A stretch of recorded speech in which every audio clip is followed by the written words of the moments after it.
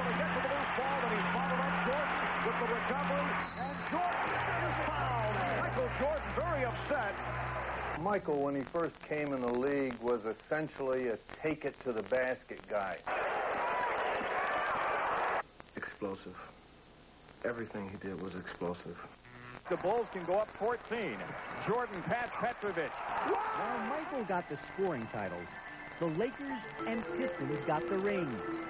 It took 3 bitter defeats, courtesy of the bad boys, to transform Jordan from scoring champ to transcendent force. I think he just depended on his just incredible ability, because it was so good that he knew he could get away with it, and he could average 35 points a game in the season strictly on ability.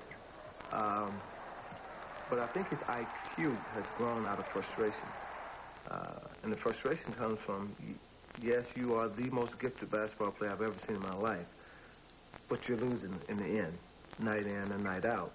Your team is not winning championships. The Pistons knew that Jordan would never conquer them if he tried to do it all by himself. When the 90-91 season began, Detroit's worst fears were confirmed. And I almost fell over. I'm like, what is this? But, you know, around that time, I realized that he's getting everybody else involved. And I knew then that it's going to be tougher to beat them now. Good play by Pippen again in his face. Here's Dumars with a wild shot, and Jordan rebounds. He has Pippen. Jordan is just looking. He'll score if he has to, but he would rather feed the ball off. In my younger days, yes, I would have went 1 against 3 because that's the competitive nature that I have. But in logic terms, it's easier to move the ball around and hope that, you know, someone's going to make this defense pay. As time stole some of his explosiveness and hang time, Jordan proved that his true basketball genius is between his ears. His acceptance and mastery of Tex Winter's intricate triangle offense allowed him to carve up defenses with geometrical precision.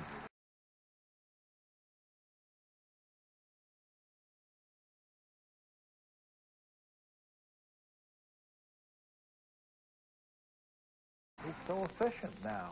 He can pick spots. He sees vulnerability. He's not relying on the quickness, the jumping ability, all the things that he brought in as a rookie, yet now he's relying on what's up here, the cleverness of a veteran.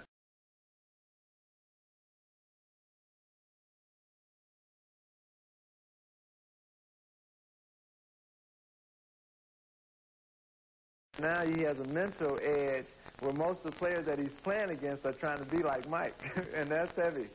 No longer able to leap tall Hoyas in a single bound. Oh, what a move by Jordan! Or beat 5 men off the dribble, Jordan learned patience. He learned how to conserve energy for crunch time. The post area became his home office. The fadeaway jumper, his signature shot. It's a shot that I created and I perfected because double teams were coming so quickly.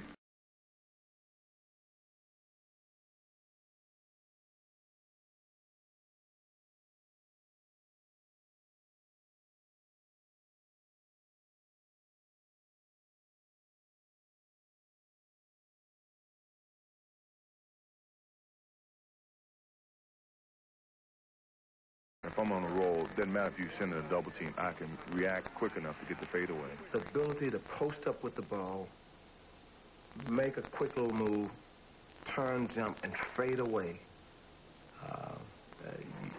You're not going to jump and block this shot, okay? So get that out of your mind right away. You're not going to block the shot. Perhaps the most remarkable aspect of Jordan's evolution is how quickly he regained his dominance after skipping 147 regular season games to pursue a childhood dream.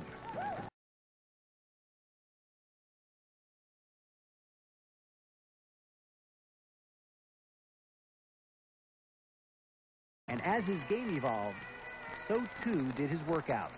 When we first started his workout, a lot of emphasis was put on explosive type movements to get him quicker, to maintain his speed, to make him jump higher. The emphasis now becomes on playing a lot of minutes, keeping him injury-free, and keeping the efficiency the same from the beginning of the game to the end of the game.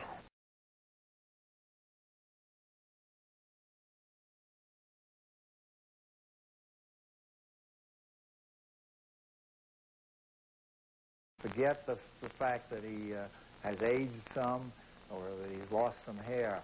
His body is stronger now by a wide margin than it was when he came in. As they start throwing more post people into him, we had to get him stronger so he can maintain his position in the post, again, not only against smaller guys, but against taller guys.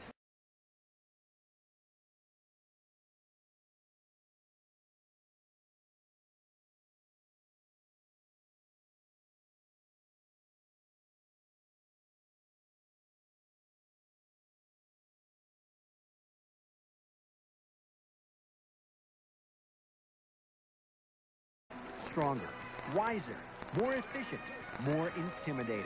And if you ask him, Jordan's a better basketball player in '98 than he was 10 years ago.